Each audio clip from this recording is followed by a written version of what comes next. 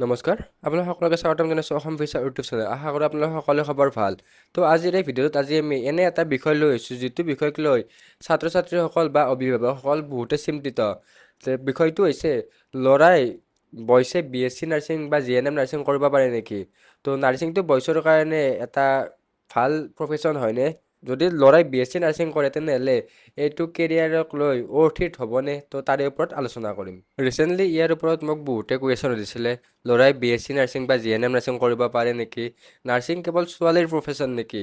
আৰু যদি ল'ৰাই নাৰ্ছিং কৰে এইটো কেৰিয়াৰৰ অৰ্থ হ'বনে নাই? মানে কেৰিয়াৰটো এটা ভাল কেৰিয়াৰ হ'বনে নাই? তো ইয়াৰ ওপৰত বহুত কুৱেশ্যন সোধে। তো ইয়াৰে চলুচনবিলাক আপোনালোকৰ মাজলৈ আগবঢ়াম। যদি আপোনালোকে চেনেলটোত প্ৰথমবাৰৰ কাৰণে চেনেলটো ছাবস্ক্ৰাইব কৰি থৈ দিব, লগতে আমাৰ হোৱাটছআপ আৰু টেলিগ্ৰাম গ্ৰুপত জইন হৈ ল'ব। ইয়াৰে লিংক ডেছক্ৰিপশ্যনত দিয়া থাকিব। তো প্ৰথমতে আমাৰ সমাজত এতিয়াও ভাবে যে নাৰ্ছিংটো কেৱল ছোৱালীৰ প্ৰফেশ্যন নে, এইটো ল'ৰাৰ কাৰণে নহয়, এনেকুৱাকৈ বহুতে ভাবে। কিন্তু টাইমৰ লগত আমি আপগ্ৰেড হ'ব লাগিব। নাৰ্ছিংটো এটা প্ৰফেশ্যনেল হেল্থ কেয়াৰ কৰ্চেছ হয়। তো এইটো কেৱল ফিমেল বুলি কথা নাই, মেল ফিমেল দুয়োটাৰ কাৰণে হয়। তো হস্পিটেলত বিভিন্ন বিভাগ আছে যেনে ইমাৰ্জেঞ্চি, ICU, OT, তাৰপিছত critical care, psychiatric ward, community health, এই সকলোবিলাকত এতিয়া মেল নাৰ্ছে কাম কৰি থকা দেখা গৈছে। তো আজিৰ দিনত ভাৰতবৰ্ষকে ধৰি বহুত কেইখন কাউণ্ট্ৰিত যেনে ইউৰোপ, কানাডা, অষ্ট্ৰেলিয়া, ডুবাই এইবিলাকত নাৰ্ছিঙৰ ডিমাণ্ডটো বহুত বৃদ্ধি পাইছে। তো মেলে হওক বা ফিমেলে হওক ইয়াৰে ডিমাণ্ডটো বহুত সংখ্যক বৃদ্ধি পাইছে। তো ল'ৰাই BSc নাৰ্ছিং বা GNM নাৰ্ছিং কৰিব পাৰে নেকি? হয়, ইয়াৰ উত্তৰ হৈছে য়েছ পাৰে। তো ল'ৰাই BSc নাৰ্ছিং বা GNM নাৰ্ছিং কৰিব পাৰে। তো ইয়াৰ ক্ষেত্ৰত কিছুমান এলিজিবিলিটি আছে। তো BSc নাৰ্ছিঙৰ ক্ষেত্ৰত অসমত এতিয়া গভাৰ্মেণ্টত BSc নাৰ্ছিং ল'ৰাই কৰিব নোৱাৰে। তো প্ৰাইভেটৰ কাৰণে হয়। তো ইয়াৰ কাৰণে এণ্ট্ৰেঞ্চ এক্সাম দিব লাগে, আপোনালোকে নিশ্চয় জানে। SSC, HSC ডাবল এণ্ট্ৰেঞ্চ এক্সামটো দিছে যেতিয়া যদি ল'ৰাও হয় বয়সো হয় তেনেহ'লে আপোনালোকে প্ৰাইভেটত এডমিশ্যন ল'ব পাৰিব। তো গভাৰ্মেণ্টত এতিয়ালৈকে ছোৱালীৰ ক্ষেত্ৰতে চিট আছে। তো আপোনালোকে অফিচিয়েল নটিফিকেশ্যনখনত চাব পাৰিব, তাত লিখাই আছে male candidate are not eligible for government colleges এনেকৈ লিখা আছে। বাকী জি এন এমৰ ক্ষেত্ৰতো এনে নৰ্মেলি গভাৰ্মেণ্টত বইজ এলাউ নকৰে, কিন্তু কেতিয়াবা কিছুমান মানে ক্ৰাইটেৰিয়া থ্ৰু দি দেখা যায় লোৱা বুলি। তো বাকী GNMতো এতিয়ালৈকে ক্লিয়াৰিফিকেশ্যন নাই বাৰু। বাকী BSc নাৰ্ছিঙত কিন্তু গভাৰ্মেণ্টত বইছে ল'ব নোৱাৰে, প্ৰাইভেটতে পঢ়িব পাৰিব। ইয়াৰে আমি এডভান্টেজ আৰু ডিছএডভান্টেজ দুয়োটাই চাম। এতিয়া প্ৰথমতে এডভান্টেজটো চাই লওঁ। তো নাৰ্ছিং কেৰিয়াৰটো এটা ষ্টেবল কেৰিয়াৰ হয়। তো হেল্থ কেয়াৰ ছেক্টৰ কেতিয়াও বন্ধ নহয়। যেতিয়ালৈকে মানুহ থাকিব তেতিয়ালৈকে চিকিৎসা থাকিব। সেয়ে নাৰ্ছিঙত কেৰিয়াৰ ষ্টেবিলিটি যথেষ্ট ভাল। নেক্সট চাকৰিৰ সুযোগ। তো এতিয়া আমি চাকৰিৰ কথা কৈ দিম, কেৰিয়াৰৰ গ্ৰ'থ বা কেৰিয়াৰৰ কথা। তো BSc নাৰ্ছিং হওক বা GNM নাৰ্ছিং হওক, তো আপোনালোকে কৰিলে তো আপোনালোকে তাতকৈ হায়াৰ ষ্টাডি কৰিব পাৰিব। GNM কৰিলে আপোনালোকে পষ্ট বেছিক কৰিব পাৰিব, BSc নাৰ্ছিং কৰিলে MSc নাৰ্ছিং কৰিব পাৰিব। আৰু জবৰ ক্ষেত্ৰত চাবলৈ গ'লে গভাৰ্মেণ্ট হস্পিটেল আছে, প্ৰাইভেট হস্পিটেল আছে, মেডিকেল কলেজ আছে, ICUত আপোনালোকে যাব পাৰে। তো ইয়াৰ বাহিৰেও কেঞ্চাৰ হস্পিটেলবিলাক আছে, আজিকালি ষ্টেট কেঞ্চাৰতো পাৰে, military, NGO, home health care, research institute. তো টেকনিকেল প্ৰফেশ্যনতো যাব পাৰে, আৰু বহুতে বাহিৰত যাব খোজে তো বাহিৰতো যাব পাৰিব। তো তাৰ কাৰণে আপোনালোকে কিছুমান মানে এক্সাম দিব লাগে। তো এক্সামবিলাক দি কিনে আপোনালোকে ডুবাই যায়, তো জাপান যায়, তো যাব পাৰিব। তো এতিয়া বাৰু নাৰ্ছিং কলেজবিলাকত জাপানীজ লেংগুৱেজটো এড কৰিছে, তো মাজে মাজে জাপানীজ ক্লাছ হয়। আৰু অসমতকৈ বিদেশত ইয়াৰে চেলাৰীটো বহুত বেছি হয়। তো গভাৰ্মেণ্ট জবৰ কথা কৈ দিলোঁ। গভাৰ্মেণ্ট জব এইমছত যাব পাৰে আপোনালোকে, ESIC বুলি থাকে তাত যাব পাৰে, ৰেলৱেত যাব পাৰে, মিলিটাৰী হস্পিটেলত যাব পাৰে, ষ্টেট গভাৰ্মেণ্টত যাব পাৰে, NHMৰ আণ্ডাৰত যাব পাৰে, মেডিকেল কলেজ আছে, DME, DHCS এনেকুৱা বহুত কেইটা ৰিকুৱাৰমেণ্ট আহি থাকে। তো কেৰিয়াৰ গ্ৰথৰ কথা কৈ দিলোঁ। আপোনালোকে BSc নাৰ্ছিং কৰাৰ পিছত MSc নাৰ্ছিং কৰিব পাৰিব, নাৰ্ছিং এডুকেটৰ হ'ব পাৰিব, ক্লিনিকেল ইনষ্ট্ৰাক্টৰ হ'ব পাৰিব, নাৰ্ছিং অফিচাৰ, ৱাৰ্ড ইনচাৰ্জ এইবিলাক হ'ব পাৰিব। তো এইবিলাকৰ কাৰণে কেতিয়াবা এক্সপিৰিয়েঞ্চটো মেটাৰ কৰে। তো এডভান্টেজ থাকিলে ডিছএডভান্টেজো থাকিব, তো ভাল থাকিলে বেয়াও থাকিব। তো এতিয়া আমি বয়সৰ ক্ষেত্ৰত কৈ আছোঁ যিহেতু, তো এনেকুৱা এটা পইণ্ট হয় যে বয়সৰ ক্ষেত্ৰত নাৰ্ছিংটো এটা ৰেচপেক্টফুল নহয় নেকি? তো এনেকুৱা বহুতৰ মাইণ্ডত আহে।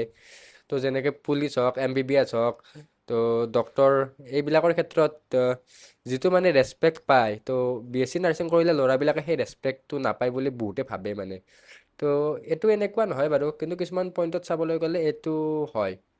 আমাৰ সমাজত এতিয়াও এই ধাৰণাটো আছে যে বয়ছৰ কাৰণে BSc নাৰ্ছিং কৰ্চটো নহয়। তো ইয়াতে আপোনালোকক এটা এক্সাম্পল দিব ওলাইছোঁ যে আগতে সমাজত এটা প্ৰচলন আছিল যে ফাৰ্মাচী কৰ্চটো কেৱল ল'ৰাবিলাকৰ কাৰণে বা পুৰুষৰ কাৰণে আছিলে, কিন্তু এতিয়া এই ধাৰণাটো সলনি হৈছে। তো এতিয়া ফাৰ্মাচীত আপোনালোকে দেখিবলৈ পাব ল'ৰা ছোৱালী দুয়োটা সমানে থাকে। তো আগতে তুলনামূলকভাৱে ছোৱালীৰ সংখ্যা বহুতে কম আছিল ফাৰ্মাচী কৰ্চটোত। তো এতিয়া চাবলৈ গ'লে ল'ৰা ছোৱালী প্ৰায় সমানে দেখিবলৈ পাব, বৰঞ্চ কিছুমান কলেজত ল'ৰাতকৈ ছোৱালীৰ সংখ্যাই বেছি দেখিবলৈ পাব। তো সময়ৰ লগে লগে যিটো এইটোত প্ৰচলন আছিলে বা মানুহৰ ধাৰণা আছিলে ফাৰ্মাচীটো কেৱল পুৰুষৰ কাৰণে হয়, সেই ধাৰণাটো মানে চেঞ্জ হৈ গৈছে। এতিয়া মানে মানুহ যদি ছোৱালীক ফাৰ্মাচী খোলা দেখা পায় বা হস্পিটেলত ফাৰ্মাচিষ্ট হিচাপে দেখা পায়, তেনেহ'লে আচৰিত নহয়। তো এইটো এটা দৈনন্দিন জীৱনত মানে চিম্পল হৈ গৈছে। তো তেনেদৰে কিছু বছৰ পিছতো এইটো নাৰ্ছিং কেৰিয়াৰক লৈ মেল ফিমেল সমান হৈ যাব। তো অলৰেডি কৈ দিছোঁ, আমাৰ সমাজত এইটো ভুল ধাৰণা আছে যে নাৰ্ছিংটো কেৱল ছোৱালীৰ প্ৰফেশ্যন বুলি।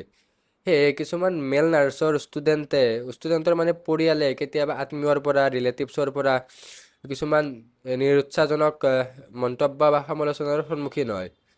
তো কেৱল নাৰ্ছিং কৰ্চটোহে আছিল নেকি, তো বয়ছ হ'লে বেলেগ বেলেগ কৰ্চ আছিলে সেইবিলাক কৰিব লাগিছিলে, ডক্তৰ পঢ়াব লাগিছিলে, এনেকুৱা মানে কিছুমান কথা শুনিবলৈ পোৱা যায়। কিন্তু বাস্তৱত এইটো ধাৰণা লাহে লাহে সলনি হৈছে। তো আজিৰ দিনত কিছুমান দক্ষ মেল নাৰ্ছেও হস্পিটেলত যথেষ্ট সন্মান দিয়া হয়। তো মেল নাৰ্ছক আজিকালি হস্পিটেলত কিছুমানক মানে সন্মান দিয়া হয়, কিন্তু মানে বহুতে ভাবে আৰু ফিমেলটো বেছি প্ৰেফাৰ কৰে। এইবিলাকতো আমাৰ ছ'চাইটিৰ ডিছএডভান্টেজৰ কথা কৈ দিলোঁ। ইয়াৰ বাহিৰেও আৰু ডিছএডভান্টেজ আছে। এইটো কেৱল মানে বয়ছৰ ক্ষেত্ৰত নহয়, নাৰ্ছিং কেৰিয়াৰৰ ক্ষেত্ৰত এডভান্টেজ আহি যায়। তো নাৰ্ছ মানে 24/7 ছাৰ্ভিচ হয়। তো ৰাতি ডিউটি পাব আপোনালোকে, ফেষ্টিভেল নাপায়, ছানডে ডিউটি, ইমাৰ্জেঞ্চি ডিউটি এইবিলাক থাকিব। তো ইয়াতে ফিজিকেল আৰু মেণ্টেল দুয়োটাই ষ্ট্ৰেছ থাকিব বাৰু। আৰু আৰম্ভণিত চেলাৰী, তো আপোনালোকে যেতিয়া মানে প্ৰাইভেট হস্পিটেলত কাম কৰিব যাব, আৰম্ভণিত চেলাৰী বহুতে কম দিয়ে। তো ইয়াৰে ওপৰত ভিডিঅ' বনাইছিলোঁ, আপোনালোকে সেই ভিডিঅ'বিলাক চাব পাৰিব। তো বাকী ইনফেকশ্যন ৰিস্কটো এইটো এটা টপিক নহয়, এইটো নিজৰ ওপৰতে মানে চাব লগা। নেক্সট সমাজত ধাৰণাৰ কথা কৈ দিলোঁ। এতিয়া যদি কোনোবাই ভাবে তো BSc নাৰ্ছিং কৰোঁ নে GNM নাৰ্ছিং কৰোঁ এজ এ বইজ, তো তেওঁলোকৰ কাৰণে কোনটো বেছি ভাল অপশ্যন হ'ব? তো তাৰে ক্ষেত্ৰত আপোনালোকৰ BSc নাৰ্ছিংটো এটা ভাল অপশ্যন হ'ব, কাৰণ ই এটা ডিগ্ৰী কৰ্চ, লং টাৰ্ম কৰ্চ। তো কেৰিয়াৰ গ্ৰ'থ ইয়াতে বেছি আছে, হায়াৰ ষ্টাডিৰ সুযোগ অধিক আছে, নেক্সট গভাৰ্ণমেণ্ট জবৰ সুবিধাও বেছি আছে। তো সেইকাৰণে মানে BSc নাৰ্ছিংটো বেছি প্ৰিফাৰ কৰা হয়। আৰু GNMটো বেয়া কৰ্চ নহয়, GNMটো ডিপ্ল'মা হয়। তো তাতো মানে আপোনালোকৰ ভাল কেৰিয়াৰ স্ক'প আছে। আৰু এটা নেক্সট পইণ্ট, নাৰ্ছিংটো কেৱল টকাৰ বাবেহে নেকি? মানে নাৰ্ছিংটো কৰিলে ভাল পইচা, এনেকুৱা ভাবি নাৰ্ছিং কৰাটো উচিত নেকি? তো মোৰ মতে এইটো ডাইৰেক্টলি ন'। পইচাৰ কাৰণে আপোনালোকে নাৰ্ছিঙত যাব নালাগে। তো পইচাটো মেটাৰ কৰে, কিন্তু মানে আপোনালোকৰ নিজৰ যিটো কমফৰ্ট, নিজৰ যিটো মানে ইণ্টাৰেষ্ট আছে, সেইটো মেটাৰ কৰে। নাৰ্ছিংটো এটা কেৱল চাকৰি নহয়, যেতিয়া মানে চাকৰি পায় তেতিয়া ই এটা ছাৰ্ভিচ প্ৰফেশ্যন। ইয়াত আপোনালোকে patient care, responsibility, discipline, communication skill, team work আৰু হিউমেনিটি এইবিলাক লাগিব। যদি আপোনালোকে মানুহক সহায় কৰি ভাল পায়, হেল্থ কেয়াৰ ছেক্টৰত ইণ্টাৰেষ্টেড আছে আৰু পেচেণ্টৰ দায়িত্ব ল'ব পাৰে, তেনেহ'লে নাৰ্ছিং কেৰিয়াৰটো আপোনালোকৰ কাৰণে এটা উৎকৃষ্ট কেৰিয়াৰ হ'ব পাৰে। যদি আপুনিও BSc নাৰ্ছিং, GNM, B.Pharm, D.Pharmত এডমিশ্যন ল'ব বিচাৰিছে, বিশেষকৈ SSUHSৰ আণ্ডাৰত থকা প্ৰাইভেট কলেজত, তেনেহ'লে আমাক কণ্টেক্ট কৰিব পাৰে। তো আমাৰ হাতত কেইখনমান BSc নাৰ্ছিঙৰ, D.Pharm, B.Pharm আৰু GNMৰ কলেজ আছে। তো আপোনালোক তাত এডমিশ্যন ল'ব খুজিলে, ইণ্টাৰেষ্টেড হ'লে আমালৈ কণ্টেক্ট কৰিব। তো ইয়াতে মেল ফিমেল সকলোবিলাকে এলিজিবল হ'ব, কিন্তু SSUHS, CEE আৰু GNM ল'ব খুজিলে GNMৰ এণ্ট্ৰেন্স এক্সামটো দিয়া হ'ব লাগিব। তো অতি শীঘ্ৰে কণ্টেক্ট কৰক। ইয়াতে চিট বেছি নাই, চিটবিলাক এতিয়া বুকিং হৈ আছে। তো ৰিজাল্টৰ পিছত ইয়াতে এডমিশ্যন হ'ব।